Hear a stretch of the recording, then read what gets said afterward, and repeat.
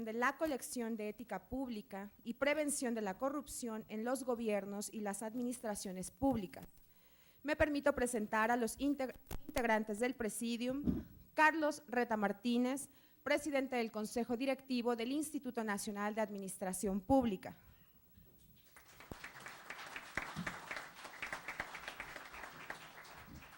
Aníbal Hernández Mendoza, coordinador de Asuntos Jurídicos del Instituto Pública del Estado de Guanajuato.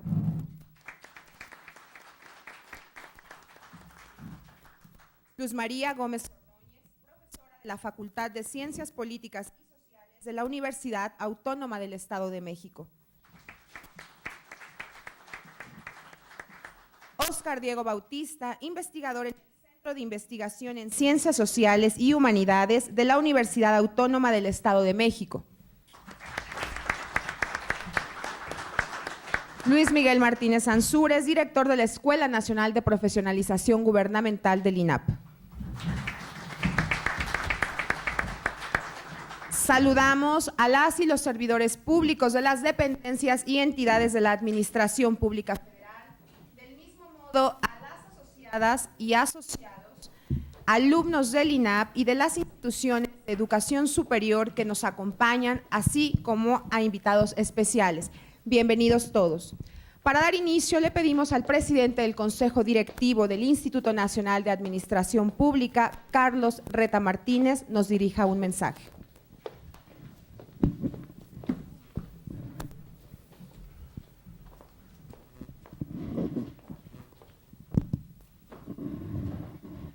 Muy buenas tardes a todos los asistentes. Para nuestro Instituto Nacional de Administración Pública representa un motivo de satisfacción presentar a ustedes el nacimiento de la colección sobre ética pública y prevención de la corrupción en los gobiernos y las administraciones públicas, con la aparición de sus primeros 4 números, cuya autoría es del doctor Óscar Diego Bautista, destacado profesor de la Universidad Autónoma del Estado de México, aquí presente con nosotros. Como es de su conocimiento, el tema de la prevención y combate a la corrupción ha sido el tema central en la agenda pública y gubernamental de este sexenio. Por tal motivo, se ha vuelto imprescindible el pensar en estrategias adecuadas orientadas a la atención de esta problemática que permea a nuestra sociedad. Tanto el gobierno como la sociedad civil tenemos una responsabilidad en esta tarea. En este sentido, el INAP, fiel a su misión de promover la cultura de la administración pública, ha creado la colección sobre ética pública y prevención de la corrupción, con la intención de contribuir a la disminución de la corrupción en el servicio público. En particular, consideramos que no hay forma de erradicarla que no pase primero por la divulgación de los valores y principios éticos que deben regir al actuar de los individuos, pero especialmente el de los servidores públicos y gobernantes. Esta colección consta de 4 títulos hasta este momento. El número 1, Fundamentos de la ética en el servicio público. El número 2, Ética pública y su vinculación con el gobierno. Número 3, Ética para gobernar sin corrupción. Y número 4, Medidas y medios para combatir a la corrupción. Cada uno de los presentes aquí en la mesa vamos a hacer la presentación de cada uno de estos números.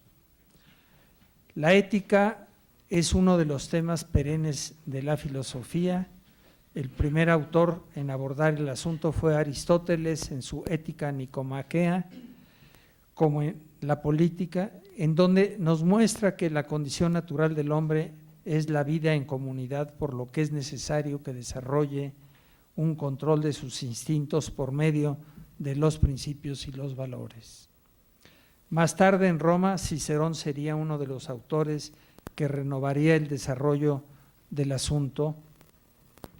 En particular, resalta el libro de los deberes por el tratamiento que hace de la necesidad que los magistrados tienen que darse cuenta de las responsabilidades que ejercer un cargo público a partir de virtudes clásicas.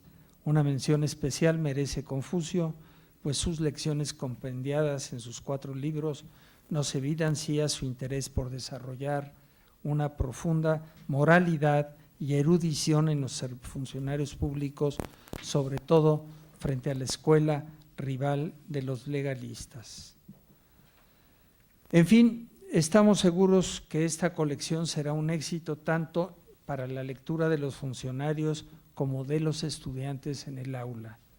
En la sociedad se percibe un renovado interés por la ética pública. De igual forma, aprovecho la oportunidad para señalar que la colección está abierta para incorporar nuevos números por parte de nuestros asociados y profesores especialistas o interesados por la ética pública y combate a la corrupción. Es decir, vamos a hacer una convocatoria abierta para que aquellos que se interesen en estos temas puedan investigar, puedan preparar y presentar al Instituto Nacional de Administración Pública su proyecto de texto, y si es aprobado será publicado y difundido a nivel nacional. Sean bienvenidos a este instituto. Muchas gracias.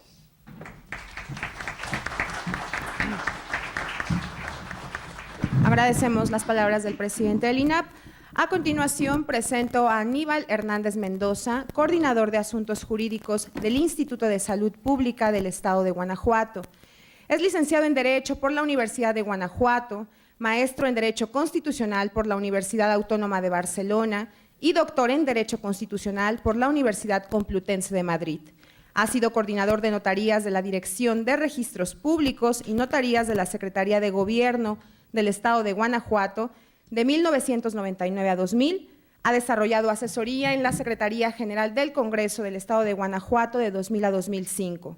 Ha sido profesor auxiliar de la Universidad Complutense de Madrid, del Instituto Latinoamericano de Comunicación Educativa, de la Universidad Insurgentes y de la Universidad del Valle de México. Asimismo, ha desarrollado estancias de investigación en Derecho Constitucional en Bolonia, Italia. Fue coordinador de los trabajos del Seminario de Derecho Constitucional, así como círculos de estudio de la División de Derecho, Política y Gobierno de la Universidad de Guanajuato. En sus estudios de actualización y perfeccionamiento se encuentran seminarios, jornadas y coloquios en materia de derecho constitucional, penal, administrativo, mercantil, electoral, ambiental, agrario y de administración pública. Sus líneas de investigación son la procuración de justicia, justicia administrativa y el derecho a la salud. Por favor.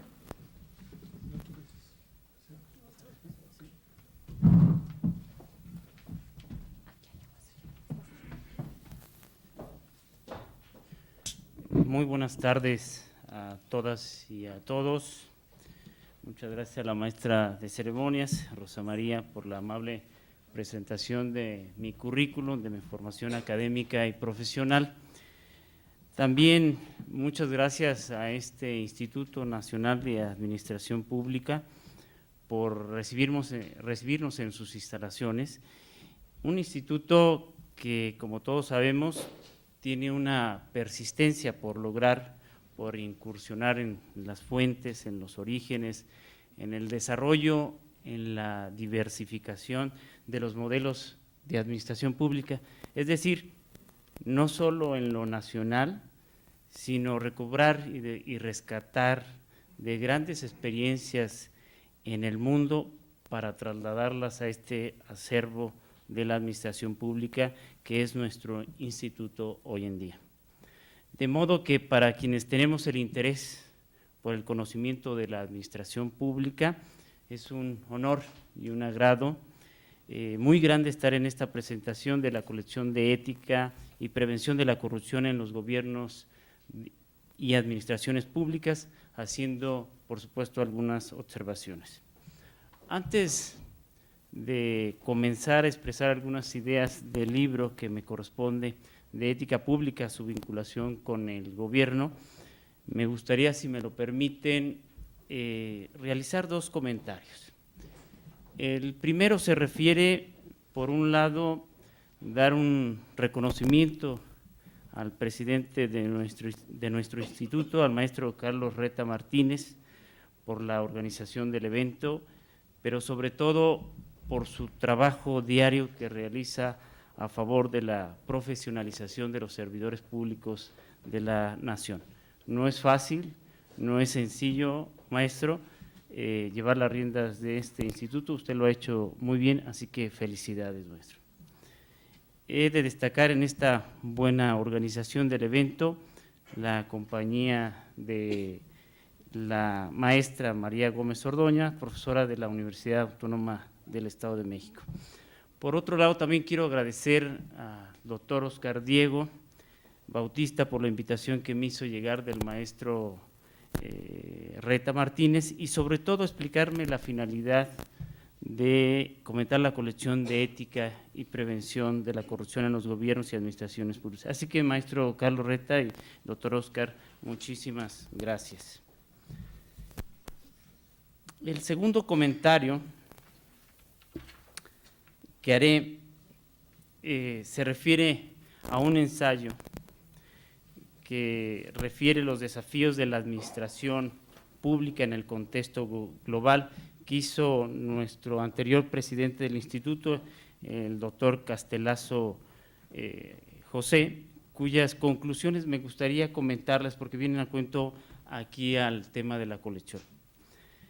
Decía el maestro Castelazo que hay diferentes retos que se han planteado en la administración pública federal y que a final de cuentas estos han sido políticas públicas que se han implementado en los gobiernos federal, estatal o municipal. Pero dice que muchas de ellas no han funcionado. Y él se pregunta, ¿por qué no han funcionado? Él dice que porque el contexto a nivel nacional no se ha evaluado integralmente y que también es cierto que la realidad nacional no se ha puesto a evaluarse del norte al sur. Por lo tanto, para él dice que hay diagnósticos imprecisos y aislados. Él también menciona en este ensayo, hace una comparación de los objetivos del milenio y los desafíos de la administración pública municipal y menciona 3 puntos que a mí me gustaría mencionar. El primer punto se refiere a la reforma política. Él dice que al crear organismos electorales confundimos lo que es el mecanismo de participación social y las minorías en el Congreso, con lo cual hemos tenido hoy en día a ciudadanos indiferentes, ciudadanos desconcertados con la realidad del país. Respecto a la reforma económica, dice que nos hemos fijado solamente en una sola región con el Tratado de Libre Comercio de América del Norte.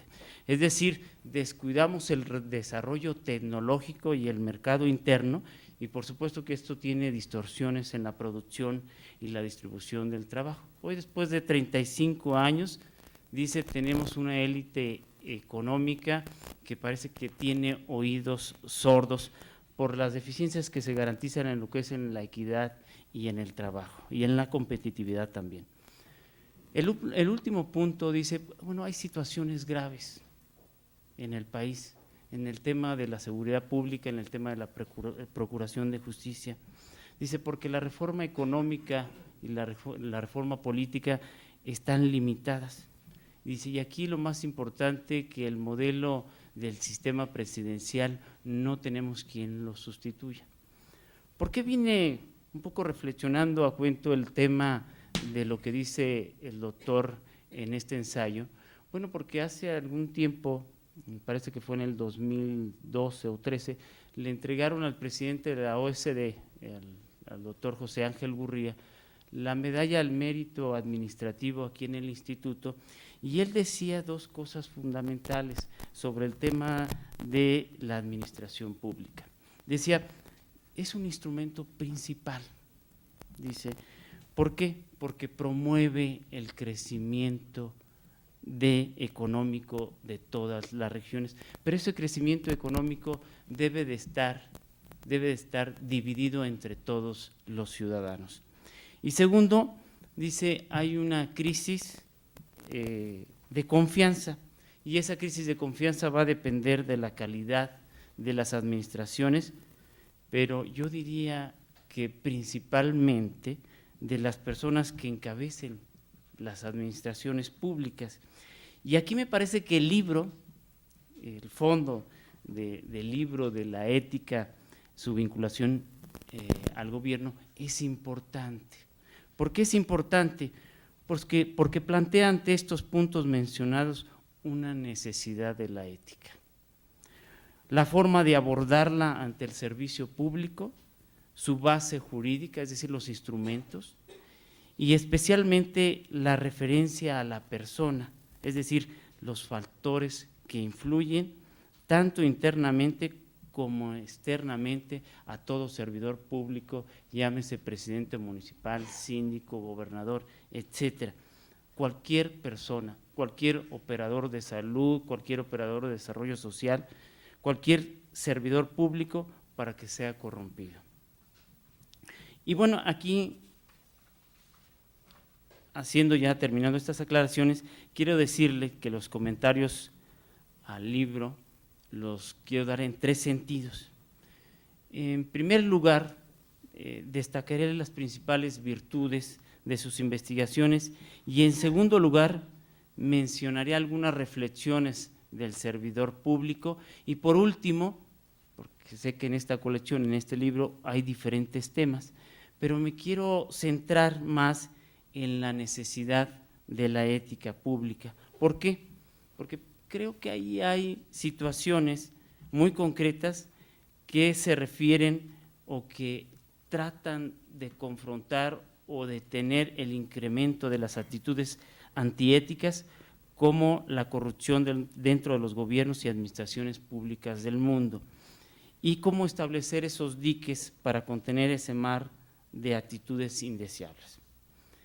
En cuanto a las principales virtudes de los cuadernos de ética, quiero comentarles que a mí en lo personal se sale de lo convencional, el cual pareciera haber llegado a unas situaciones donde no tiene límites este libro. Es un libro que nos genera un mar de conocimientos para hacer frente a esa actuación que tenemos como servidores públicos. También es una oxigenación en el sentido de la palabra como servidores públicos. Sus ideas dentro del libro rebasan lo que hemos estudiado, conocido y aprendido y practicado. Hay una propuesta importante para plantear el estudio de la ética pública dentro de los poderes del Estado. Estamos ante una investigación que desde mi punto de vista aporta ideas y conceptos. Segundo, el autor no solo revisa y cuestiona, sino que sugiere y propone ideas para resolver los problemas de la corrupción. Y a mí me parece que este libro es un nuevo horizonte que a muchos de los servidores públicos se estimula y de lo cual tenemos que aprender, porque hay ideas y conceptos novedosos. Otro punto a destacar en la investigación del doctor Oscar es que estos libros son pioneros, y hace un rato lo platicábamos con el doctor Reta, el maestro Reta, porque no los tenemos en nuestro país. Y claro está que nos invita a ser leídos, revisados, inclusive su bibliografía, a buscar nuevos retos y desafíos en la materia de la ética pública. A mí me parece que un trabajo que aclara y abunda en la ética pública. Cuarta, los cuadernos de ética o el libro de ética están armados bajo una solidez conceptual. Entonces, si lo revisan, hay una gran cantidad de información, de bibliografía, que no se queda ahí en lo abstracto, nos dice cosas concretas, hechos concretos para afrontar el tema de la corrupción y nos dice las experiencias que han pasado en otros mundos. Otro aspecto importante del libro es que no solo destaca la misión de los valores en general, sino que el servidor público esté formado en valores en los procesos de transformación del Estado.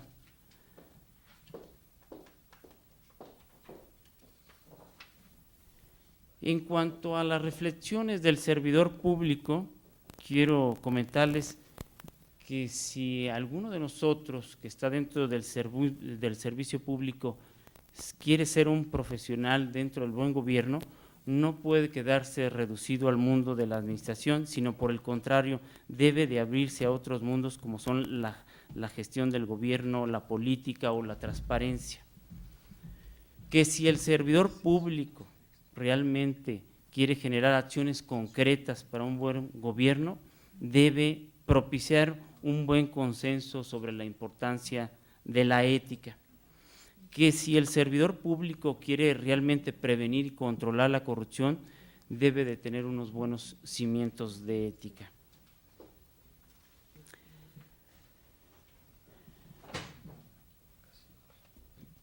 Que el último punto, a mí me parece que el tema que aborda el doctor Oscar Diego en el tema de la necesidad, pues plantea dos elementos que son fundamentales del por qué se han incrementado las actitudes antiéticas en la corrupción dentro de los gobiernos de la administración pública en el mundo. Y aquí se plantea cómo establecer esos controles, esos diques para prevenirla. Y el doctor hace una revisión de los conceptos de lo que es la ética a lo que hoy conocemos como la ética pública. Y aquí es importante porque los modelos que está planteando o los hechos que está planteando generan o ofrece una necesidad para hacerlos más aptos a los servidores públicos. De tal manera que el doctor, dentro del tema de la necesidad de la ética pública, plantea una serie de medidas. Hay que, él lo dice muy bien en su libro, pues hay que tener atención al comportamiento de los servidores públicos, crear un área de ética pública que fomente los valores de la ética pública, establecer marcos normativos, buscar que los servidores públicos interioricen los valores, tanto de la vida profesional y personal y de las funciones que están realizando, no solamente en la administración pública, sino también en otros ámbitos, tanto familiar, educativo, profesional. También establece que debe de haber un sistema de denuncia dentro de las instituciones de la administración pública. Tiene que haber un sistema de sanciones, una permanente comunicación y rendición de cuentas a la ciudadanía y, por último, menciona que debe de haber una profesionalización del servidor público. Entonces, a mí me parece que el libro que hoy presenta el doctor Oscar Diego son de referencia. ¿Por qué son de referencia este cuaderno de ética, su vinculación al gobierno? Bueno, a mí me parece que proporcionan información inmediata y puntual, suficiente y autónoma para la actuación del servidor público. Supone, desde mi punto de vista, una recopilación de conceptos que engloban la ética pública y no están concebidos para la lectura continua, sino para la consulta crítica de su contenido. A mí también me parece que el libro es de controversia. Miren, ¿por qué en México hablar de ética pública, inclusive con algunos servidores públicos, siempre genera incomodidad? Y no es que la gran mayoría de la clase política de México, son cuadernos, a mí me parece, importantes, y no hay otro, desde mi punto de vista, que se le parezca en el tema de la ética pública. Y yo creo que también estos libros nos generan un poco de tensión, de provocación, porque el autor está interesado en que a los demás temas de ética se relacionen con el servicio público. Y en este sentido hay una reacción de servidores públicos honestos que están divulgando el tema de la ética pública. Dice un autor, Ruskin, que un buen libro no solamente se escribe para multiplicar y transmitir la voz, sino también para reproducirla. Así que muchísimas felicidades al doctor por estos trabajos, estos libros que ha presentado aquí en el instituto. Son ideas refrescantes, nuevas, que a nosotros como servidores públicos nos ayuda. Yo me parece que el presentarlos aquí al instituto con personas especializadas, una vez revisándolos, nos va a ayudar en muchos temas para proponer nuevas ideas y afrontar los temas que hoy en día tenemos en nuestro país, como es el tema de la corrupción. Muchísimas gracias.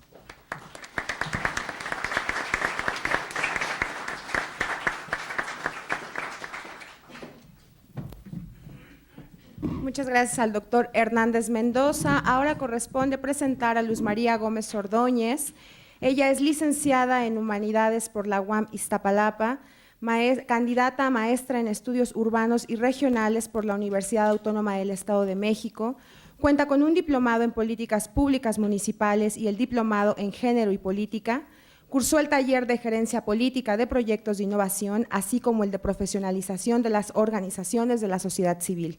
Es docente de la Facultad de Ciencias Políticas y Sociales de la UAM y en la Universidad Pedagógica Nacional, Unidad 151 Toluca, integrante de colectivos académicos, donde han diseñado el Diplomado de Educación y Género y la especialización en docencia para la formación ciudadana, ambos incluidos en el catálogo de cursos de profesionalización de la SEP. Es conferencista en temática de culturas indígenas, medio ambiente, equidad de género, filosofía y ética pública. Es coordinadora del colectivo Acción en la Intervención, donde ha diseñado e implementado diversos proyectos, entre los que destacan Educación Sexual para Adolescentes con Familia Migrante del Valle de Toluca, Agua para Todos, Proyecto de Desarrollo Sustentable, Rescate de la Lengua y la Cultura Otomí en el Valle de Toluca. Por favor, doctora.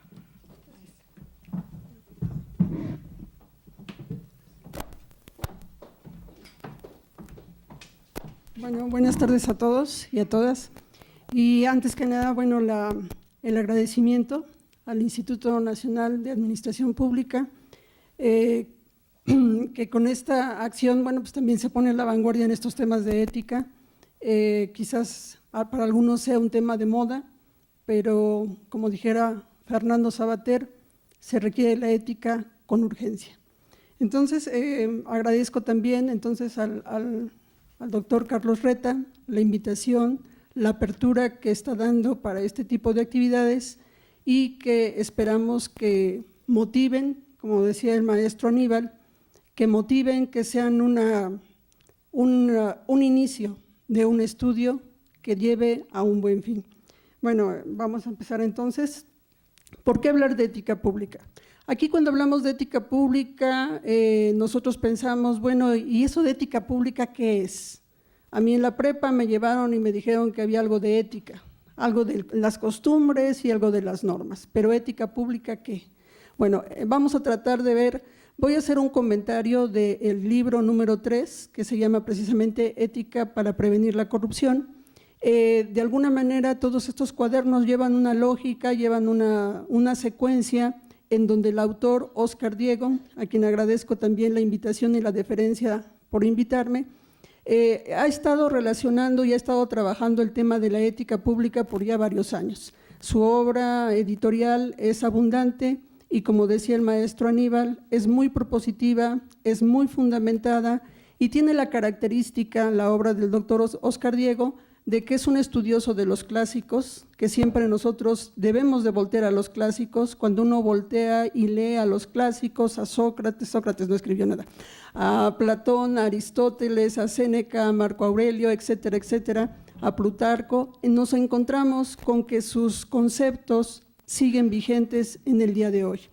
Y bueno, Aquí, bueno, le estoy poniendo el índice del libro, que bueno, no vamos a hablar de todo el libro, pero bueno, si nosotros vemos el número 3, que es el que yo estoy comentando, Ética para gobernar sin corrupción, nos da los fundamentos éticos para un buen gobierno, los lineamientos para la construcción de un buen gobierno, ética para legislar y bueno, un tema muy interesante y de lo que se estaba hablando en un principio es la necesidad de que más gente, más jóvenes se interesen, sobre todo para esta ética que se tiene en los pueblos originarios. O sea, este pensamiento ético, esta moral que está todavía sin recuperar.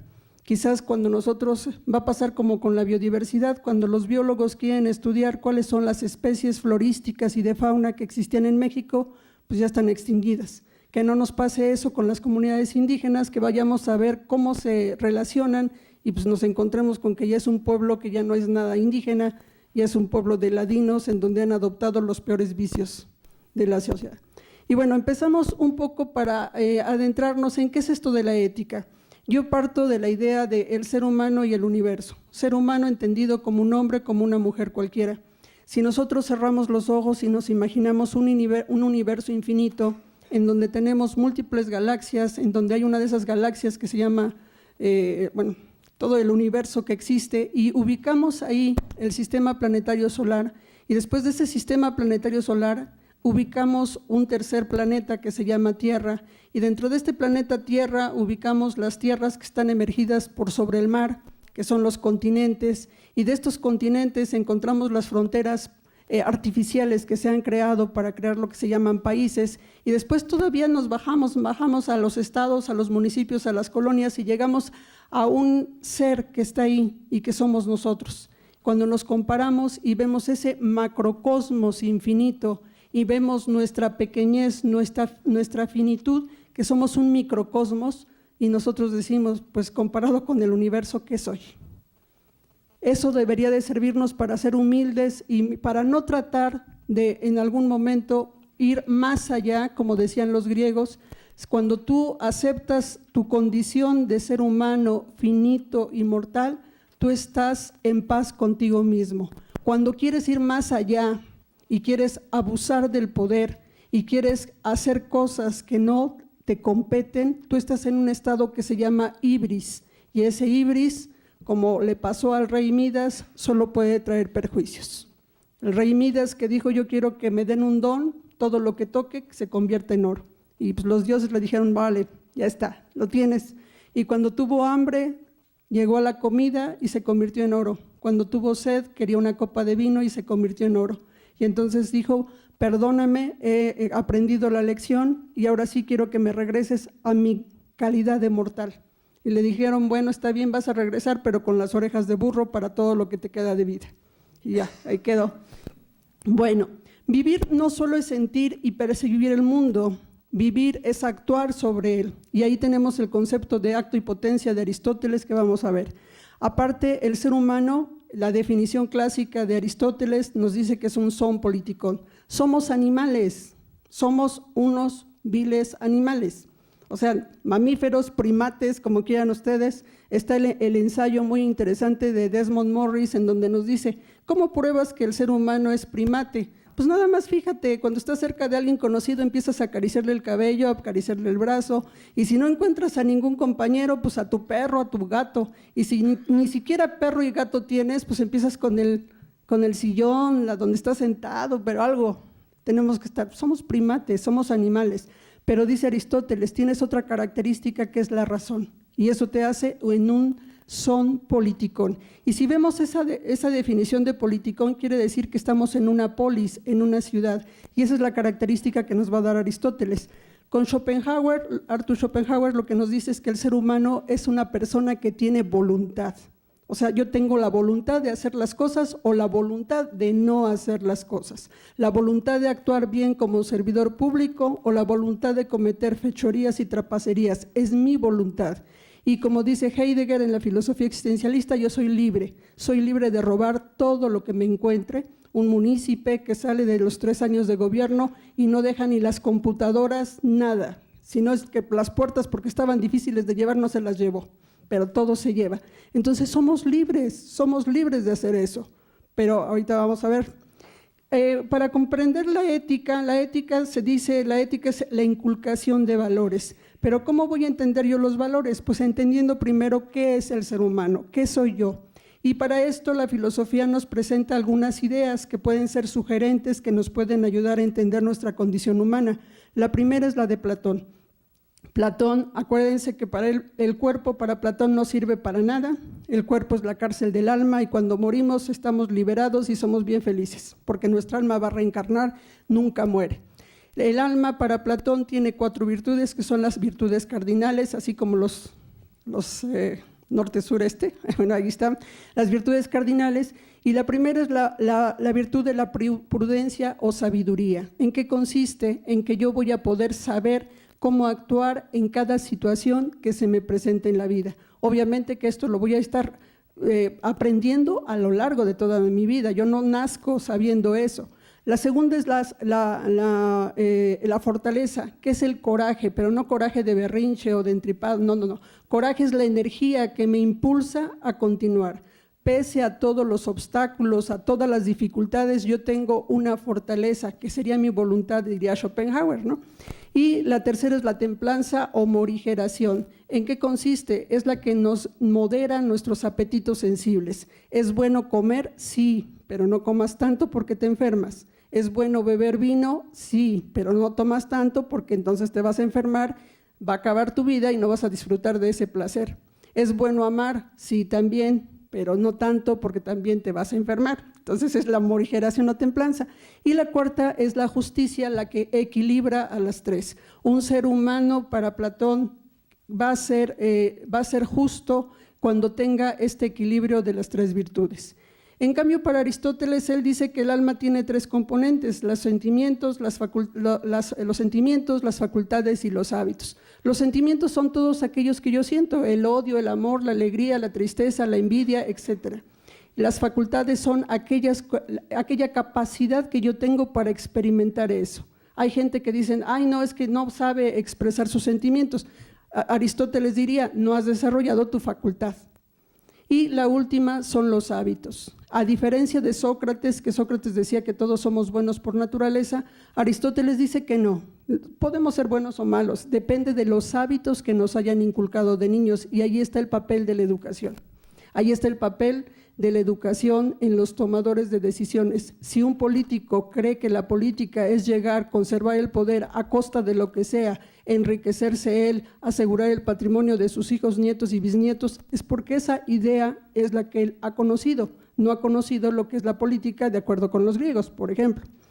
El alma humana también está representada entonces por 3 elementos, que es patos, el sentimiento, logos, que es la intelección, el pensamiento, y ethos, que es la parte de la ética. El carácter moral, dice Aristóteles, se da por la costumbre, es por los hábitos, es la dirección de un hábito que no es nacido, no nacemos con los hábitos, nadie nace siendo justo, nadie nace siendo generoso, nadie nace siendo malo o malvado o envidioso, son cosas que aprendemos en la casa, así en la oficina, no, ese es otro anuncio. Estamos nosotros con los amigos, en las redes sociales, yo empiezo a ver, y esos comportamientos, diría Mauss, el sociólogo Marcel Mauss, yo acepto y adopto aquellas cosas que me producen cierto estatus y que yo creo que están bien. La virtud, entonces, cuando nosotros encontramos que la función del ser humano es desarrollar la virtud los griegos le llamaban l'arete. La arete es la excelencia, o sea, la mejor conducta posible que yo pueda tener. O sea, yo puedo actuar como yo quiera, pero si yo quiero perfeccionarme y construirme como una persona moral, yo voy a tener que ver cuáles hábitos son los que yo podría adoptar. A lo mejor la puntualidad, a lo mejor la amabilidad. En el servicio público se da mucho que llegamos a pedir informes a una oficina y nos contestan de mal modo. Pues esa señorita no ha tenido un curso de relaciones humanas o de ética pública que le diga, debes de ser atento con las gentes que te están tratando. ¿Por qué? Porque ellos van con una necesidad, con una urgencia y no es correcto que tú les contestes así. ¿No les ha pasado? Llegamos con un trámite, vamos a la oficina y nos empiezan a ver con lupa todos los documentos y hasta sonríe, hasta con sorna a la señorita y le dice, ¿qué cree? Le faltó esto. y parece que lo disfruta, ¿no? Y nosotros, está bueno, ya quiere que le traiga mi fe de bautizo, mi acta de nacimiento, ¿qué quiere que le traiga, no? Entonces, bueno. El alma humana, entonces dice Aristóteles, puede irse encaminando a 3 tipos de vida. ¿Cuál es? La vida voluptuosa. Es la vida en que nosotros estamos con los vicios, con nuestros deseos, en donde no hay control, no hay morigeración, dijera Platón. Y esta Aristóteles le llama que es la vida de los hombres vulgares. Dice, los hombres vulgares se muestran completamente serviles al preferir una vida de bestias. O sea, es gente que bueno, no, sus intereses están nada más para cierto tipo de cosas. Y bueno, por ahí hay algún político que hasta le encontraron que solicitaba edecanes para su servicio propio, pues ese podría ser un ejemplo de una vida voluptuosa.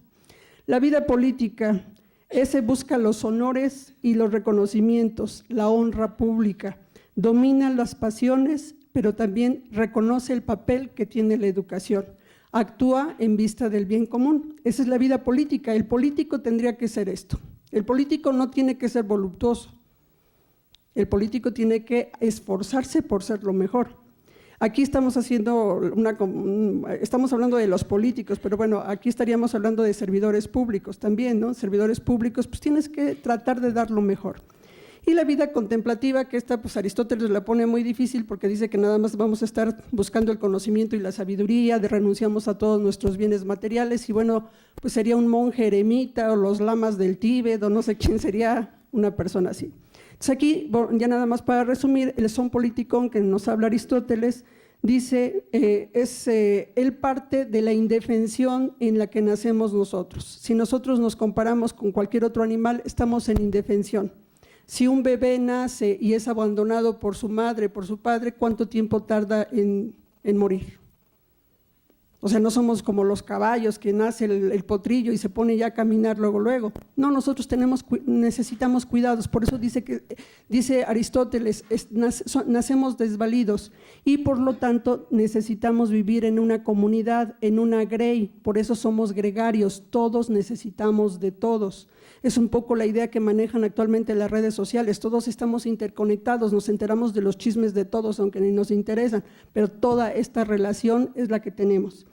El ser humano entonces pertenece a la ciudad, a la polis, y allí viene una idea interesante de Aristóteles que se maneja en el libro, el doctor Oscar Diego la retoma, en el sentido de que ética y política tienen que ir de la mano.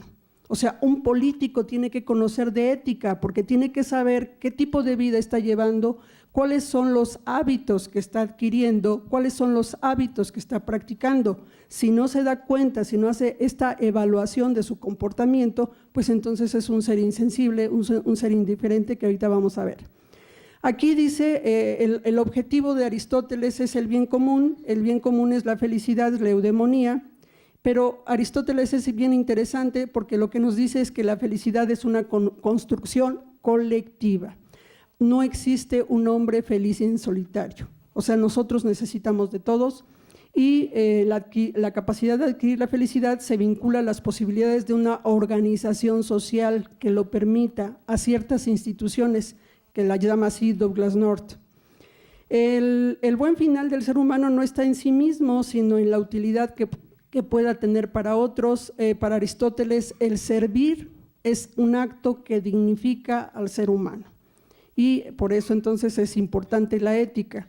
La virtud, vuelvo ya nada más así para terminar con Aristóteles, es aquel o aquellos hábitos por los cuales se harán buenos y gracias a los cuales realizarán la obra que les corresponde. La virtud es la excelencia. Cuando se pregunta a Aristóteles qué es la felicidad, hay mucha gente y hay todo en su Ética Nicómaco, tiene ahí varias páginas en donde empieza a decir qué es la felicidad y qué no es la felicidad. Y entonces dice, pero realmente para ser felices, pues sí necesitamos satisfacer nuestras necesidades materiales, tener un poco de sabiduría y tener ciertos bienes. Si nosotros hablaríamos de los más de 50 millones de pobres que existen en México, podríamos decir con Aristóteles que no pueden ser felices, porque no tienen lo mínimo que está diciendo. Hay algunos otros que dicen que la felicidad es tener honores, fama, virtud o saber. El fundamento de la filosofía, dice Aristóteles, es actuar con arreglo a la virtud, tener una energía o una actividad, o sea, es la actualización de la que él habla, una rectitud en la conducta, y con eso vamos a ganar nuestra aventura personal, o sea, nuestro bienestar personal. Y así el ser humano, ya con un alma, cuando empezamos a conocer cómo está constituida nuestra alma, pues encontramos que el hombre puede ser muchos tipos de hombres, ¿no?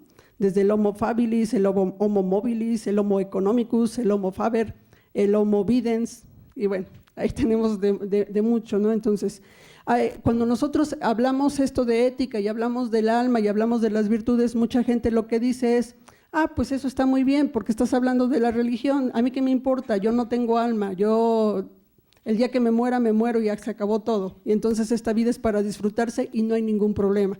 Esa es otra opinión y que es muy respetable, cada quien es dueño de sus pensamientos. Aquí una frase de Saramago, no sé si alguien me pudiera ayudar a leerla. ¿Alguien de aquí enfrente? ¿Que pudieras leer la cita? Sí, gracias. El alma humana es una caja de donde siempre puedes sacar un payaso haciéndonos rojas y sacándonos la lengua. Pero hay ocasiones en que ese mismo payaso se limita a mirarnos por encima de la caja. Y si ve que, por accidente, estamos procediendo según lo que es justo y honesto, asciende aprobadamente con la cabeza y desaparece, pensando que todavía no somos un caso perdido. José Saramago. O sea, y José Saramago pues es muy crítico y dice, pues o sea, la gente no se porta bien, la gente se porta mal, pero bueno, cuando de repente vemos que hacemos una acción buena, dice, pues como que todavía tiene salvación ¿no? Todavía podemos esperar algo. Y llegamos a la ética pública. ¿Qué es la ética pública? Pues es la ética de cada ciudadano, pero que ahora vamos a enfocar en el servicio público. Y entonces va a tener que ver con cómo se comporta, cómo actúan en el servicio público los servidores y obviamente también los usuarios de los servicios. La ética pública busca un uso correcto de la razón a partir del ideal del bien común. Se supone que toda administración pública tiene que tender al bien común. Ese es el supuesto por el que trabaja la administración pública, un gobierno que sea eficiente, no solo que sea eficiente, que sea eficaz, ahora ya le han agregado transparente, que rinda cuentas, sino también un gobierno que dé las condiciones para que la gente se pueda desarrollar en armonía todas las potencialidades de las que hablaba Aristóteles. La ética pública, entonces, como lo mencionó el doctor Carlos Reta, ya ha sido estudiada esto de que los gobiernos tienen que tener ciertos valores, pues desde el tiempo de Hammurabi, de Confucio y de muchos otros pensadores. En la ética pública lo que nos pretende decir a todos los servidores públicos es, estás trabajando en el servicio público, al trabajar en un servicio público estás teniendo un honor, es un honor para ti servir. Esto obviamente pues no se comprende mucho, ¿no? Y después con bajos salarios pues menos, van a decir, no, los godines van a decir, no, aquí me tiene esclavizado, ¿no? ¿Cuál honor ni cuál nada? Entonces, la ética pública dice, el bien es claramente deseable. Esta cita última de Aristóteles en esta diapositiva está interesante porque dice, el bien es ciertamente deseable cuando interesa a un solo individuo, pero se reviste de un carácter más bello y más divino cuando interesa a un pueblo o a un estado. Obviamente estamos hablando de filosofía y para mucha gente la filosofía se murió con Aristóteles antes de Cristo, ¿no? Pero lo interesante es que encontramos pensadores, sobre todo a finales del siglo XX, como Adela Cortina, como Victoria Camps, como Manuel Viloria, que están retomando el tema de la ética y están recuperando a los clásicos y están reflexionando sobre la ética pública. Y así nos encontramos, por ejemplo, con Adela Cortina. No sé quién me pudiera ayudar a leer la cita de Adela Cortina.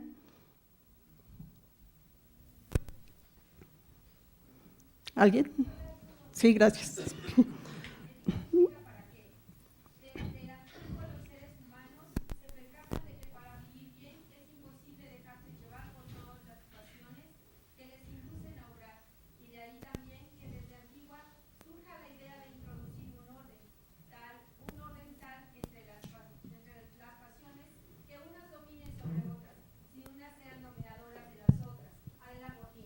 Adela Cortina es una de las teóricas que está hablando actualmente de la ética. Y vuelvo a decir, Óscar Diego tiene esa cualidad que nos lleva a los clásicos, nos pone con los contemporáneos y hace ahí una mezcla, pero en realidad la esencia es la misma. Aquí tenemos una cita del diálogo Protágoras de Platón, en donde se dan cuenta de que los hombres estaban ahí todos peleando, y entonces Zeus manda a Hermes y le dice que le va a dar algo para los hombres. Y ese algo es el sentido moral y la justicia. Y Hermes le pregunta a Zeus, ¿y a quién se lo tengo que dar? Y Zeus le contesta, a todos, porque todos tienen que tener y saber lo que está bien y lo que está mal, cuál es el sentido de la justicia. O sea, si yo a un niño no le enseño que cuando salude es una cosa buena, cuando no salude es una cosa mala, de acuerdo con las costumbres que tuviera en mi pueblo, entonces el niño va a crecer silvestre, como dijeran, ¿no? Y entonces no va a tener eso.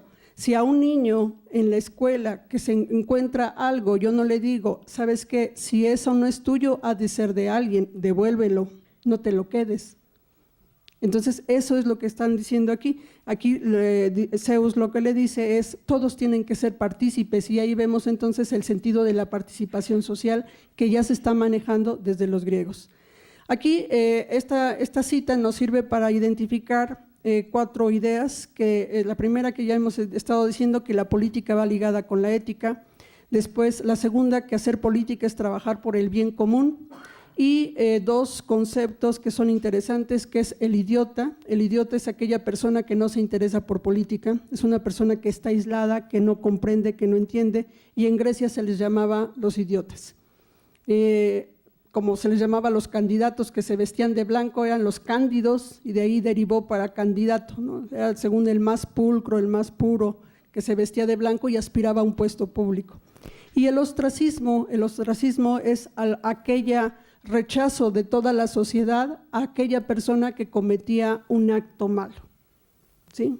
Los políticos, cuando dejan de tener los favores del mero mero, pues entonces caen en el ostracismo, ¿no? Ni quien se acuerde, ni quien los mencione, casi parece que nunca existieron.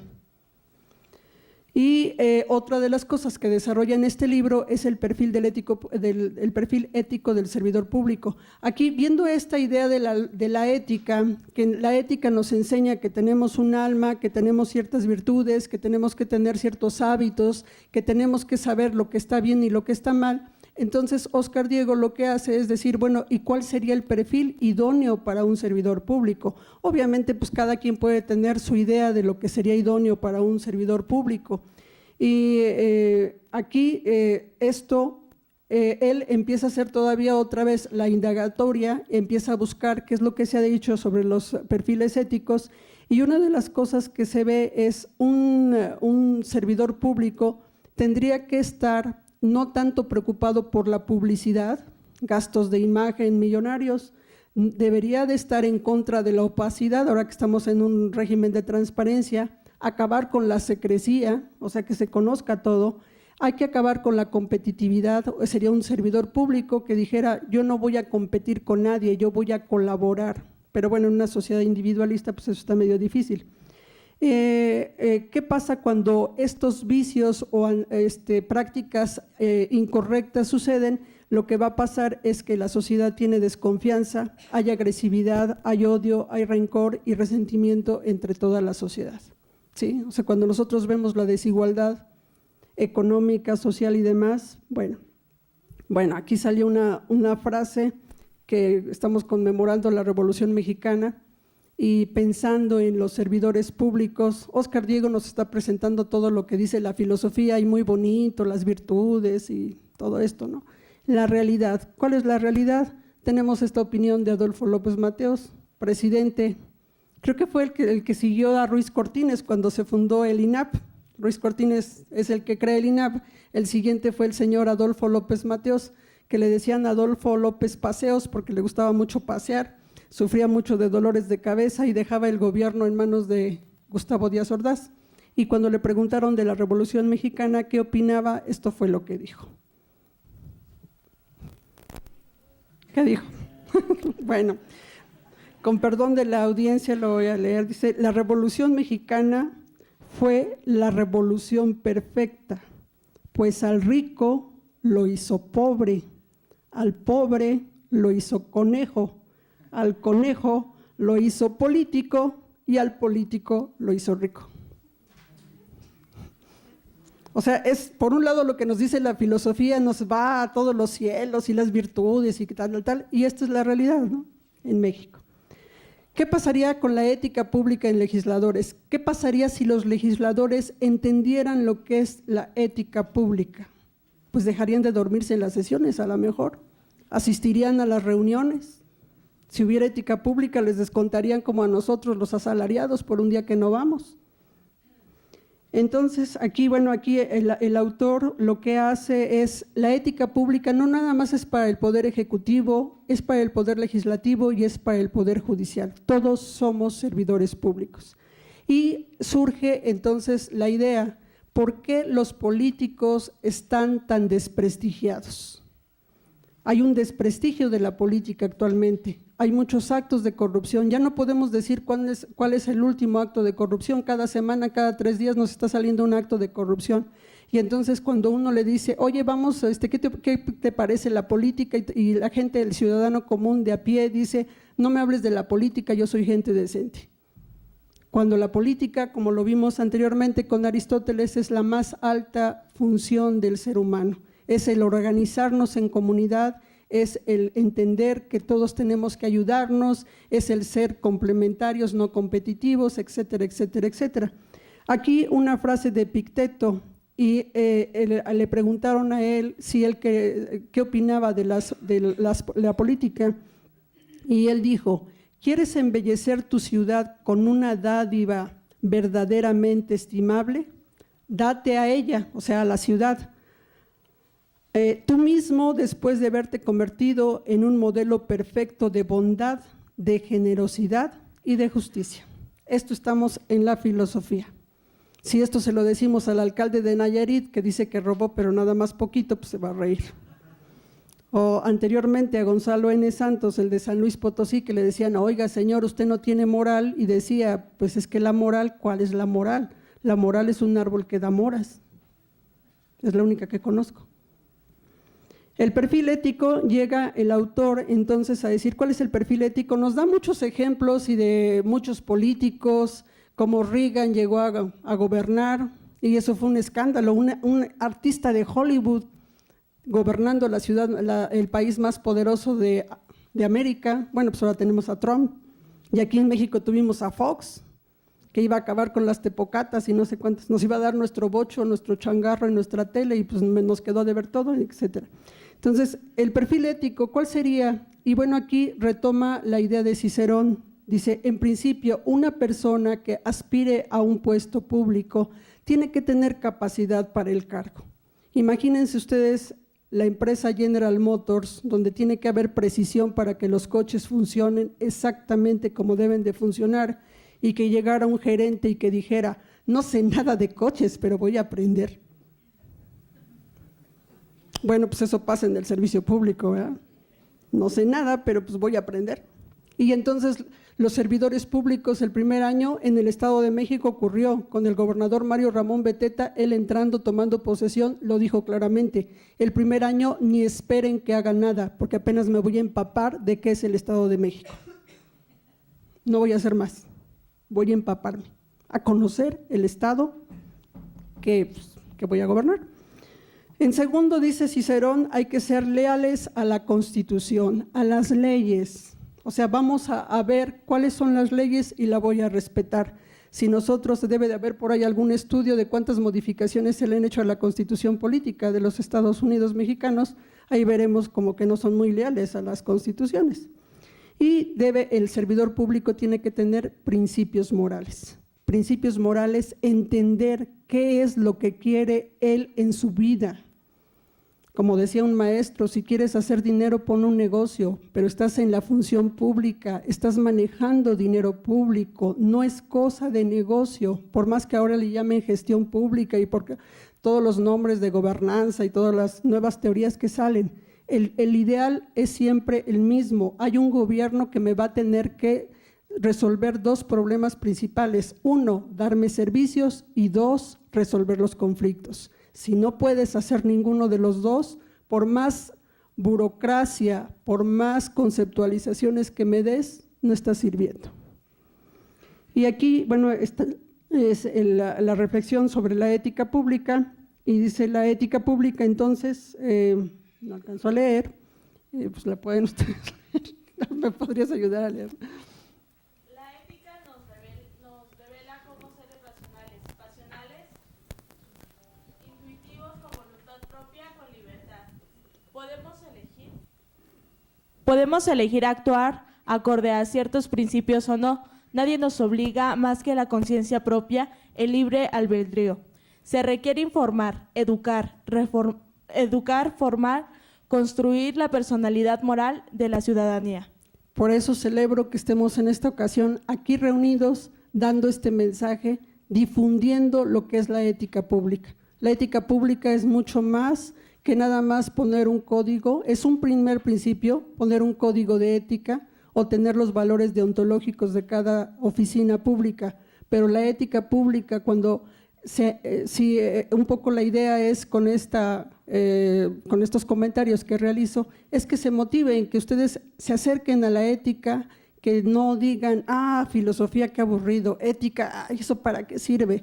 Eso no me da de comer. O sea, la ética pública finalmente lo que nos va a servir es conocer nuestro papel como microcosmos que somos en todo ese macrocosmos que vimos al principio. ¿Cuál es mi misión en la vida? ¿Para qué estoy aquí? ¿De dónde vengo también? ¿De dónde vengo y hacia dónde voy? Y en este caso, yo sí quisiera hacer un reconocimiento a la INAP, porque el INAP, desde su creación, ha estado comprometido con la modernidad del Estado, con la discusión, siendo propositivos, con la esperanza de todos los mexicanos. Estas son palabras de uno de sus directores, que es el maestro Luis García, y él dice también, la administración pública no solo es un derivado de las ciencias sociales, es un dominio propio, disponible, respetable, enseñable, investigable, un dominio científico de la verdad y el saber. Como dijera Luis García, citando a Julio Cortázar, para discutir un problema debe estarse en situación de compartir. Esto lo dijo en ese tiempo. Editar obras de ética pública, como lo ha hecho en este caso el INAP, permite compartir el lenguaje de la ética pública entre los administradores públicos. Es una experiencia enriquecedora que nos motiva a todos. Muchas gracias.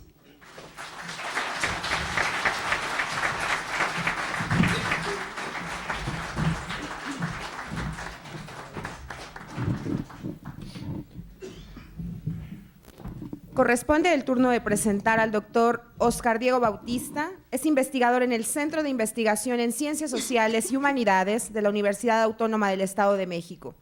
Es licenciado en Administración Pública por la UNAM, maestro por la Universidad Internacional de Andalucía y doctor por la Universidad Complutense de Madrid. En el ámbito docente, ha sido profesor en la Universidad Nacional Autónoma de México, en la Universidad Pedagógica Nacional y en la Universidad Autónoma del Estado de México. En el ámbito laboral, se ha desempeñado como servidor público en diferentes dependencias y entidades de la Administración Pública Federal durante 14 años. Es autor de obras entre las que destacan Madurez Ciudadana, requisito para la consolidación de una democracia ética, Ética Pública frente a corrupción, instrumentos éticos de aplicación práctica, Democracia Ética, una propuesta para las democracias corruptas. Actualmente es investigador del Centro de Investigación en Ciencias Sociales y Humanidades de la UAM y miembro del Sistema Nacional de Investigadores Nivel 2 del CONACYT. Sus líneas de investigación son en ética pública, buen gobierno y prevención de la corrupción. Bajo estas líneas ha realizado diversos proyectos de investigación y escrito diversos artículos científicos publicados en revistas nacionales y extranjeras. Ha impartido conferencias, cursos de formación, organizado eventos académicos en esta materia. Por favor.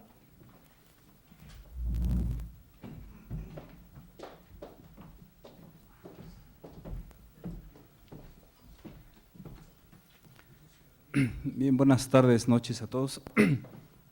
Quiero comenzar agradeciendo al presidente Carlos Reta por la sensibilidad e interés mostrado por este tema. Justo hace un año estábamos en el Congreso del CLAD en Chile y estábamos hablando de estas temáticas y precisamente ahí surgió este proyecto y de sacar algunas obras, algunos materiales que de alguna manera nos orientaran a la cultura política, ética de nuestros servidores públicos. Y bueno, yo me congratulo porque el día de hoy precisamente estamos aquí ya con estas obras que se han materializado.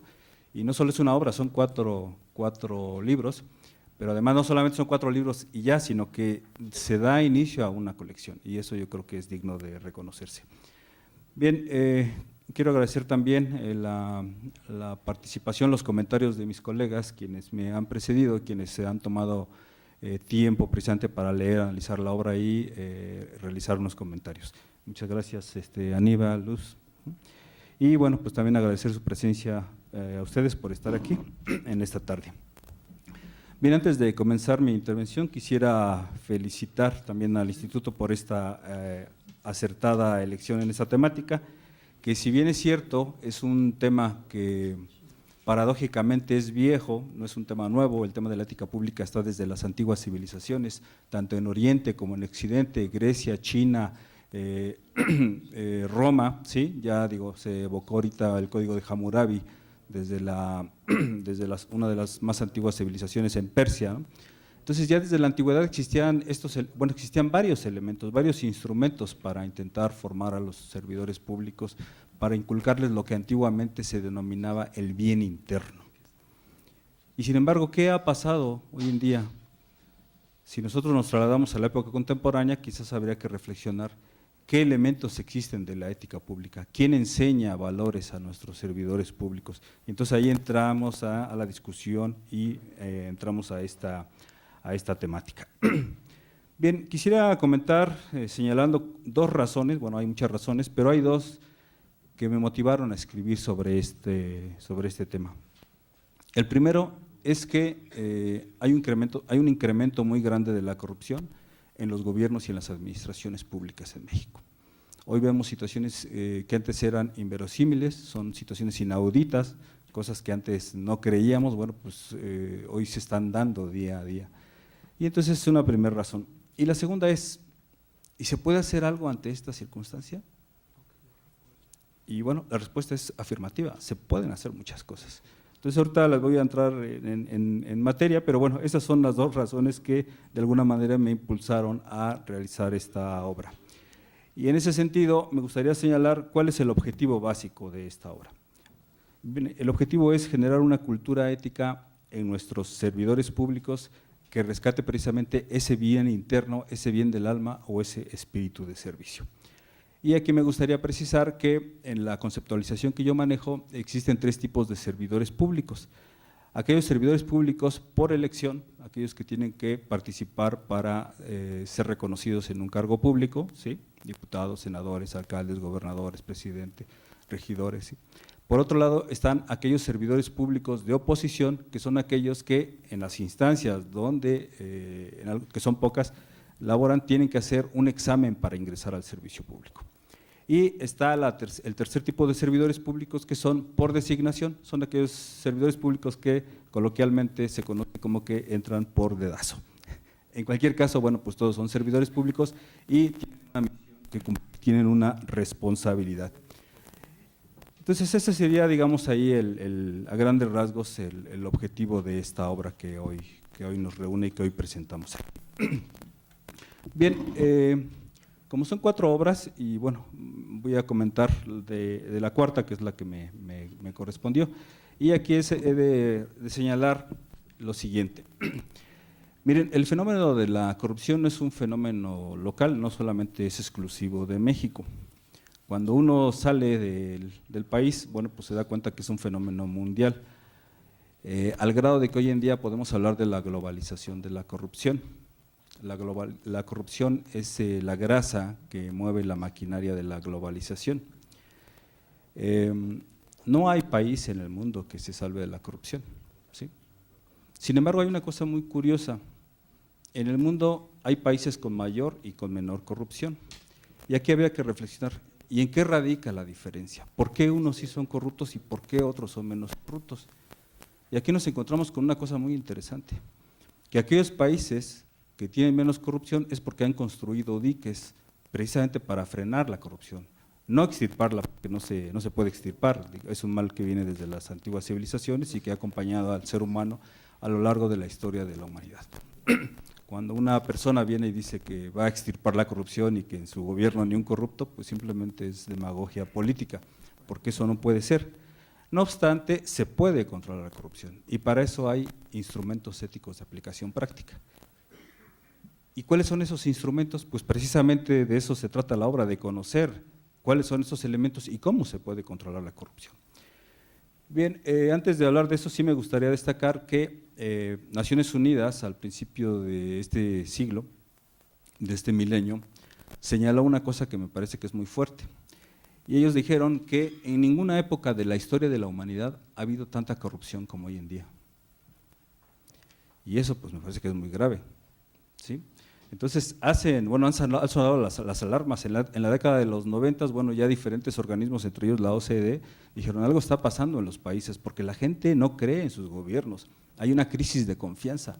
¿Qué sucede? ¿Qué está pasando? Entonces suenan las alertas rojas y se hacen investigaciones y dicen, bueno, pues es que ha faltado un instrumento elemental básico en todo servidor público y es que se han difuminado los valores.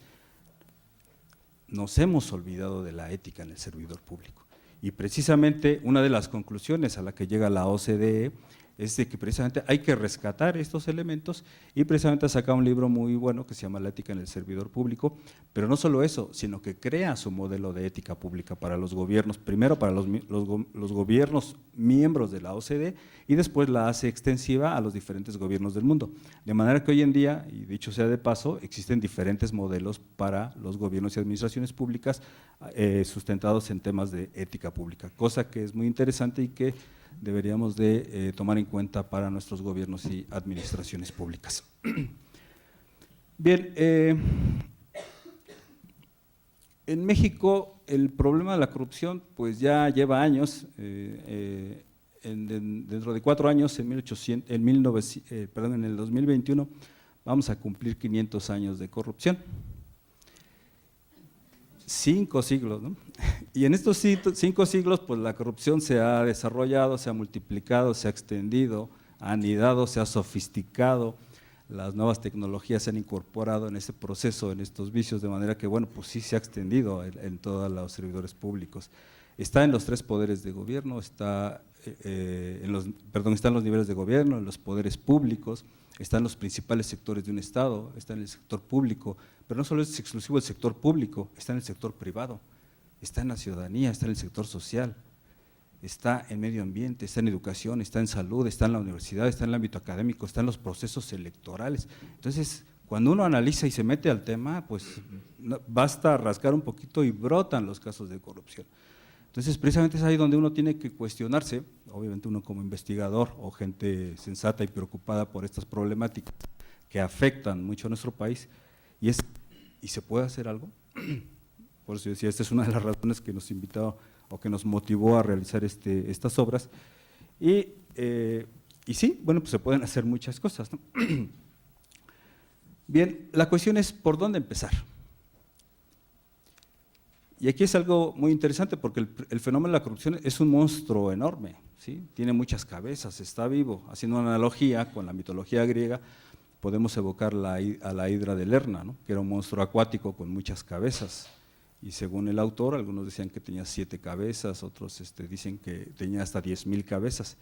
Y la lógica de que tenía 10,000 cabezas es que era un monstruo que si le cortaban una cabeza, le surgían 2 nuevas cabezas.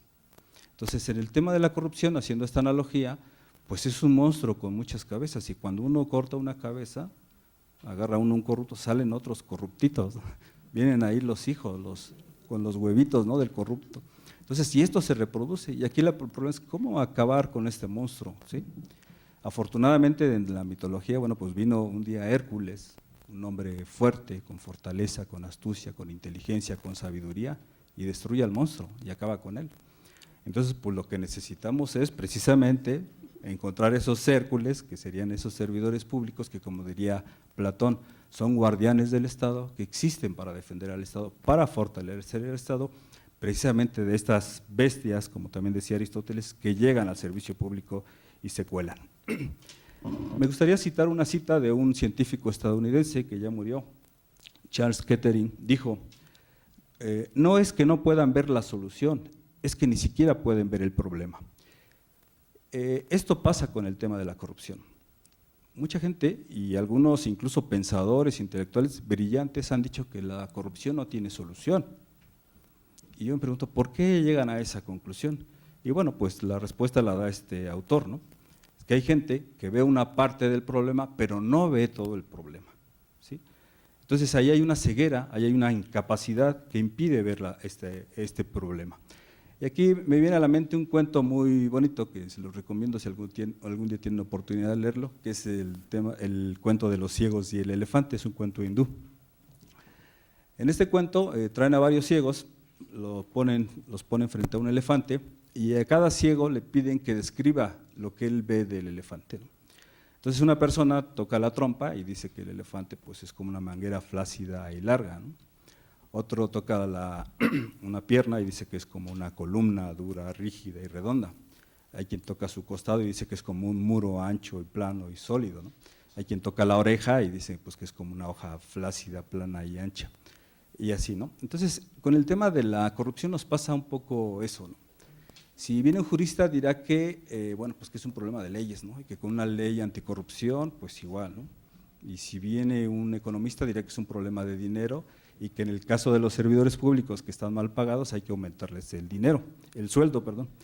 Y aquí, bueno, yo cuestionaría, diría, depende de qué servidores públicos hablamos, porque, bueno, nuestros magistrados ganan más de 650,000 pesos al mes.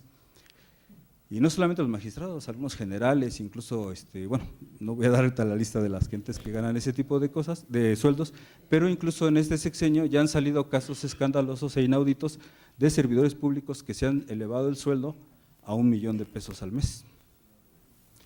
Entonces, eso, pues comparado con los 8 pesos que le aumentaron a los trabajadores, digo, pues ahí hay una inequidad bestial, es absurdo, hay un abismo ahí, ¿no? Entonces, ¿qué pasa con nuestros servidores públicos, ¿no? Bien, entonces, hay que entender pues el problema, y el problema no es sencillo, es un problema el problema de la corrupción es un problema que requiere, como decía Edmund Burke, requiere mucha sagacidad, mucha experiencia, mucho análisis, mucha comprensión, se requiere de un equipo multidisciplinario para comprender la magnitud del problema.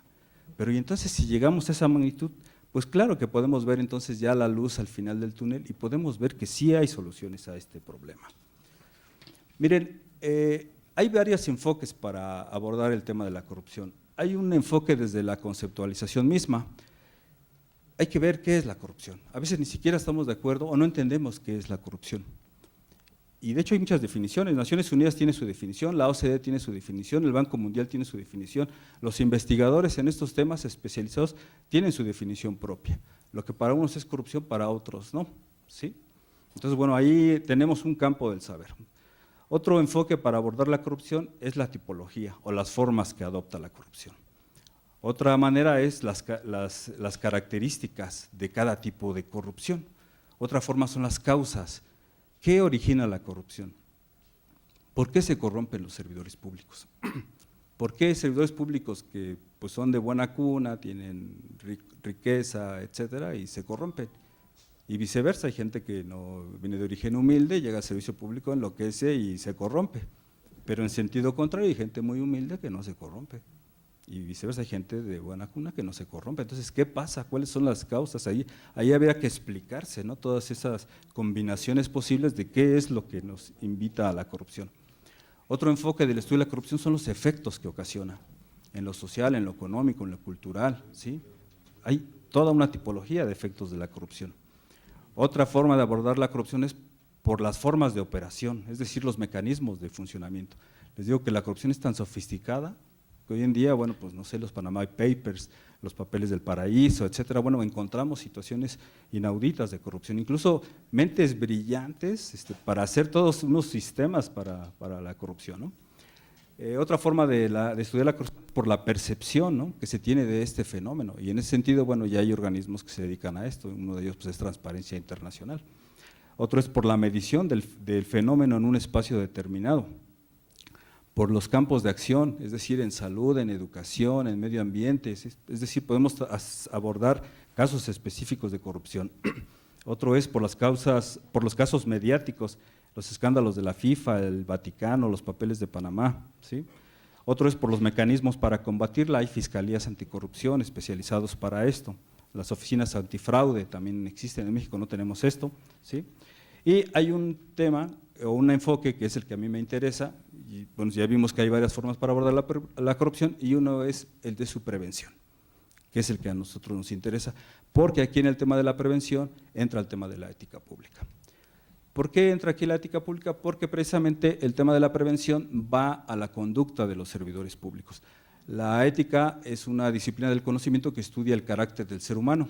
Cuando enfocamos este campo del saber en la conducta de los servidores públicos, entonces entramos al tema de la ética pública, al tema de la ética en la función pública o al tema de la ética en la gestión pública. Y aquí habría que preguntarse, ¿y cuál debe ser la conducta de un servidor público? ¿Cuáles son los valores que debe poseer un servidor público? Y entonces aquí me gustaría señalar que en los temas que yo trabajo, pues he identificado alrededor de 100 valores que practican los servidores públicos. Ahora, ¿los servidores públicos podrían tener los 100 valores? Max Weber se conformaba con uno, con el de la responsabilidad, y él hablaba de la ética en la responsabilidad. Él decía, si lográsemos que todo servidor público, con que fuese responsable, fíjense, dice, con eso se elevaría el desarrollo de un país. Ahora, imagínense si fueran 2 valores, y si fueran 5, y si fueran 10, y si fueran los 100, pero dice Max, pero es que eso ya es muy difícil. ¿Quién sabe si pudiésemos lograr eso? Porque además, dicho sea de paso, los valores no son algo frívolo, no son algo baladí. Miren, en la historia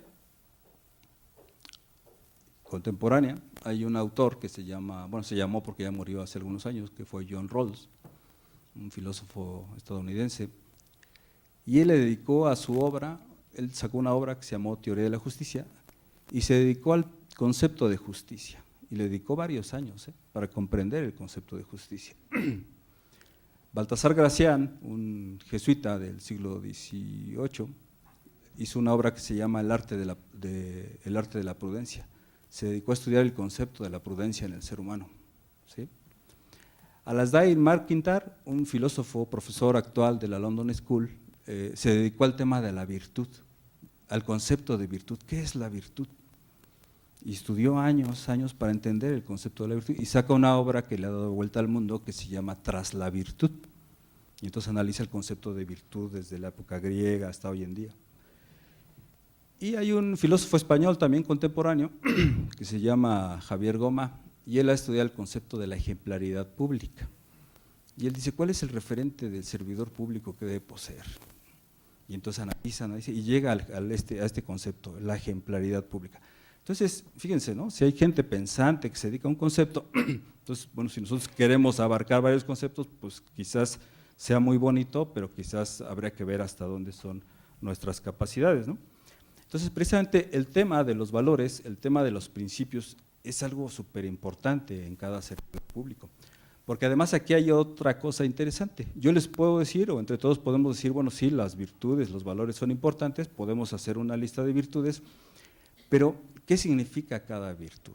¿Cómo comprender cada una de esas virtudes? ¿Qué es el honor? ¿Qué es la magnanimidad? ¿Sí? Y después, ¿cómo interiorizar esos valores? Porque además podemos hacer una lista de valores, sacar un código de ética, hacer carteles y decir aquí están los valores del INAP, los valores de la SEP, los valores, etcétera, ¿no? Pero ¿y eso nos garantiza que el servidor público comprenda e interiorice cada uno de los valores? Pues no, la respuesta es no. Yo tengo un colega que es investigador, se dedica al tema de los valores de la democracia y él habla mucho de la tolerancia y escribe sobre la tolerancia, da conferencias sobre la tolerancia y el tipo es un intolerante. Y lo mismo con colegas que hablan del género, de la igualdad de género, etcétera, y golpean a sus esposas, ¿no? Entonces, ¿qué pasa, no? O sea, no basta con evocar un concepto, decía Aristóteles, no se estudia ética para saber qué es la virtud, sino para ser virtuoso, ¿sí? Entonces, ¿cómo hacer para que el servidor público asimile, comprenda e interiorice en el tema de los valores? Por ejemplo, yo me dedico a temas de cursos de ética para los servidores públicos y yo hago este reto, que es el reto de la ética. Imaginemos que cada uno de los que están aquí están comprometidos con el tema de la ética, que son sensibles y dicen, bueno, pues sí, es importante, vamos a sensibilizar a los servidores públicos, sobre todo a los corruptos, ¿no? Ahora imaginemos que les corresponde dar un curso y que tienen en ese curso a unos grandes corruptos, y metan a los Duarte, y están ahí, y ustedes llegan y les hablan de valores y dicen, oye, tienes que ser bueno, tienes que ser honesto, tienes que ser responsable, no robes, ¿no? ¿Qué creen? ¿Cuál creen que sea la reacción de un corrupto? Pues se mofan en la cara de uno. Entonces, el reto de la ética es cómo lograr sensibilizar, entrar al alma, dice Aristóteles, de ese servidor público para hacerle comprender que no está bien lo que está haciendo. Y ese reto no es sencillo, ¿eh? Y entonces, precisamente, bueno, toda la exposición de los colegas que me han presentado es precisamente para hacer entender que el tema no es sencillo, no es tan fácil, ¿no? Porque sí se requiere primero comprensión propia para definir los valores, entender y saber responderle a estas personas. Porque además, como les digo, se mofan en la cara de uno y te dicen, a ver, esto no es así, esto es así. Creen que la política práctica, la realpolitik, como le llaman entre comillas, es corromperse y ser corruptos, ¿no? Y entonces nos tratan a uno de ingenuos, de utópicos, etcétera, ¿no? Y pues la verdad es que no es tan así. Miren, hay países que, como yo les decía, generalmente los escandinavos, que tienen niveles de corrupción mínimos, ¿eh? Yo hice un estudio de caso en Finlandia y yo llevaba mis encuestas, y una de las primeras preguntas que hacía es, ¿cómo ven el problema de la corrupción en su país? Entrevisté a académicos, legisladores, funcionarios y ciudadanos, y la respuesta siempre fue la misma. En Finlandia no tenemos problema de corrupción. La corrupción no es un problema en Finlandia. Yo al principio decía, este tipo me está cuenteando, ¿no? Y no, hasta que me di cuenta, hasta que entendí que no. Porque tienen un alto nivel de educación, porque tienen una alta asimilación de valores. No sé si sepan, dentro de el programa PISA que realiza cada año la OCDE, Finlandia es el número 1. Entonces, claro que la educación es una herramienta, ya desde la Grecia, que la llamaban paideia, hablaban de la educación para el ser, con SR, y educación para el hacer, tener habilidades, destrezas para el trabajo. Y esa combinación dialéctica en el ser humano, pues hacían que eran seres que tuvieran ciertas potencialidades. Les llamaban virtudes antiguamente, que significa excelencias, sacar lo mejor del ser humano para comportarse, ¿no? Y precisamente había esa selección de esas personas. Miren, la ética ya desde antaño, como ya dijo la profesora Luz María, estaba vinculada a la política. Cuando Aristóteles escribe sus tratados de ética, dice que la ética es parte de la política. ¿Y por qué es parte de la política? Porque la ética es el filtro que va a impedir que individuos sin valores lleguen a los cargos públicos. Es básico y es fundamental que todo servidor público posea esos valores para poder llegar a los cargos públicos. Pero ¿qué pasa hoy en día? Que individuos sin valores y sin un perfil idóneo ético, pues aspiran al poder. ¿Por qué? Porque el poder, que es algo que acompaña a la política, pues acompaña de privilegios, ¿sí? Y entonces a eso se aspira en el servicio público. Ya muchos servidores públicos van con esa idea de robar, invierten porque dicen que les va a lucrar y les va a ser redituable esta situación, ¿no? Pero bueno, eso es algo que nosotros no debemos de hacer. Entonces, hay diferentes, simplemente voy a señalar cuáles son esos diferentes instrumentos éticos de aplicación práctica, para que vean que la ética no es algo teórico, no es algo utópico, no es simplemente parte de la filosofía y que vamos a decir, ay, que hay que ser esto, buenos, etcétera, sino que se puede aterrizar. Como ya les decía, hay modelos éticos a nivel internacional, a nivel mundial. Naciones Unidas ha propuesto uno, el Banco Interamericano de Desarrollo ha propuesto otro. Incluso nosotros, me refiero en mi caso al centro de investigación en donde laboro, tenemos un modelo de ética que se llama Sistemático Integral aplicado a los gobiernos y administraciones públicas. Les voy a citar algunos ejemplos de instrumentos éticos de aplicación práctica, no me voy a meter en ellos porque esto ya es trabajo más a fondo, que se explica en un curso, etcétera, ¿no? Miren, en el 74 hay un dato histórico interesante, en los Estados Unidos se da el escándalo del Watergate, donde el presidente de los Estados Unidos cae, y cae por corrupción, en ese momento era Richard Nixon, y a raíz de ese fenómeno hay todo un debate, una discusión entre los investigadores de qué pasó, por qué hemos llegado a esos niveles de corrupción que antes se desconocían.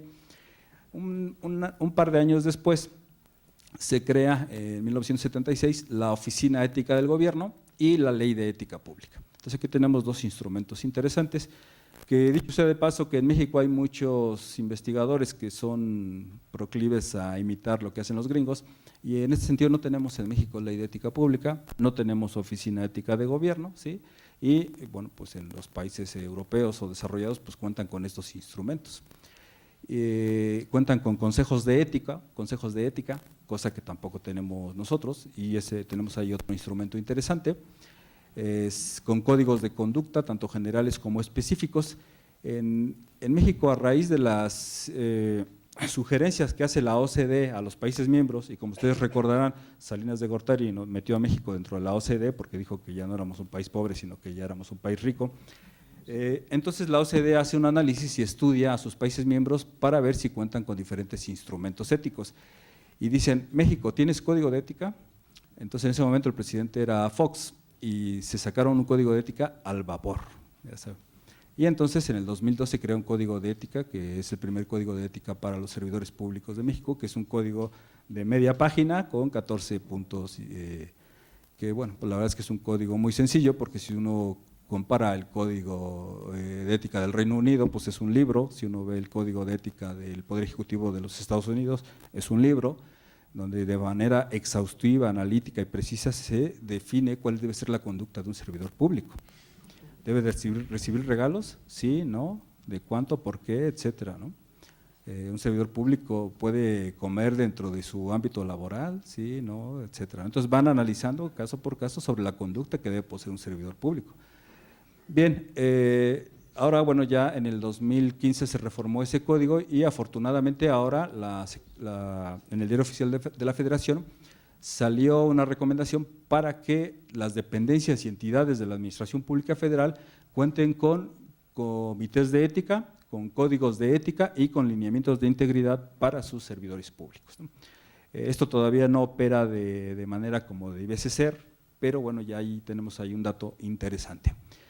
Bien, otro elemento importante que ya se tiene que se tiene desde antaño y hoy en día los países desarrollados es contar con expertos en ética pública. Si nosotros fuésemos sensibles y estamos interesados en divulgar valores en nuestros servidores públicos, la pregunta es, ¿y quién va a transmitir valores a los servidores públicos?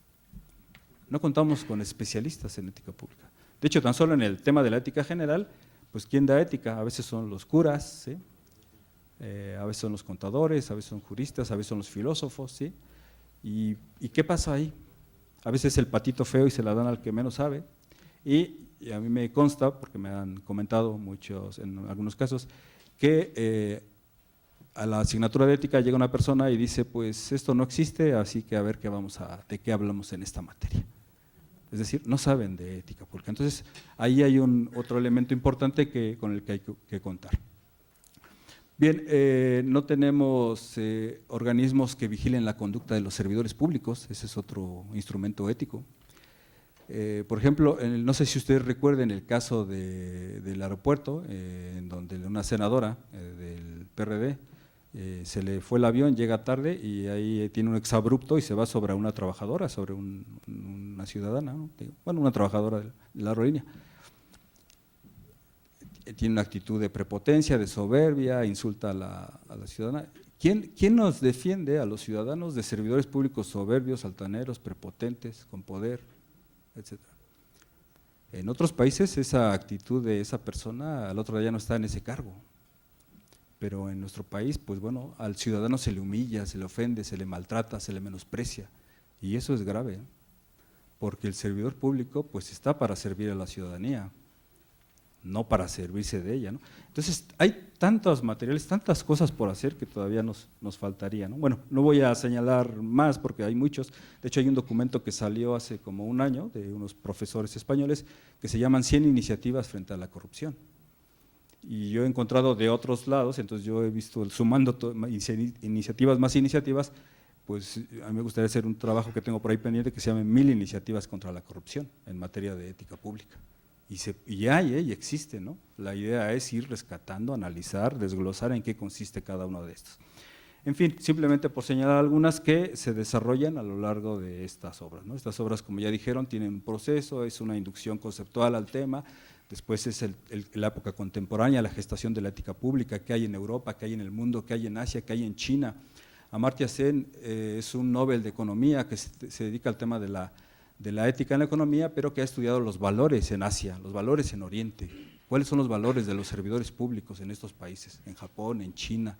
Y ahí es interesante entrarle al tema porque uno ve el tema de la cultura de Confucio, por ejemplo, en China, el tema de los samuráis en Japón, el tema de los valores, etcétera. Entonces, es un tema que, bueno, a mí me gusta, ¿no? Y que hay mucho material. Es un universo el tema de la ética pública. Tiene muchas líneas de investigación, el pasado, el presente, el mundo, y cada una de estas herramientas pues da para mucho. Ver los códigos de ética que hay en el mundo, ahí tenemos mucho material. Las leyes de ética que hay, pues hay mucho material, ¿no? Por eso también celebro la idea que daba a luz, el exhorto que hacía precisamente a los estudiantes de INAP, porque pues pueden ahí hacer líneas de investigación para su trabajo. Y dicho esto de paso, no hay muchos investigadores de ética pública en nuestro país. Bien, ya para ir terminando, sí me gustaría decirles que si nosotros conocemos los diferentes instrumentos éticos de aplicación práctica y hacemos una analogía con un rompecabezas, pues tenemos las piezas, pues hay que armar el rompecabezas y entonces tendremos los modelos de ética pública. Y entonces podemos, o ya estamos en la posibilidad de crear una política en ética pública para el Estado, para nuestro país. Bien, termino con unas reflexiones que son las siguientes. Primera, contrario a la creencia en general de que la corrupción no tiene solución, este trabajo se enfoca, o estas obras se enfocan a demostrar lo contrario, es decir, que sí hay solución. Segunda reflexión, cuando un pueblo o un Estado verdaderamente quiere enfrentar y controlar la corrupción, pues claro que lo puede hacer. Tercero, desde antaño la ética ponía atención especial en la conducta de los gobernantes, entonces es algo que ha existido y que hay que retomar. Cuarto, hoy en día la ética pública, además de dirigir su trabajo a la conducta de los servidores públicos, cuenta con instrumentos de aplicación práctica, es decir, la ética es aterrizable y es operable, y hay experiencias históricas y contemporáneas que así lo demuestran. Y finalmente, la ética es un poderoso instrumento del control de la corrupción, es un dique para hacer frente al oleaje tempestuoso que provoca el mar de la corrupción. Pues muchas gracias por su atención.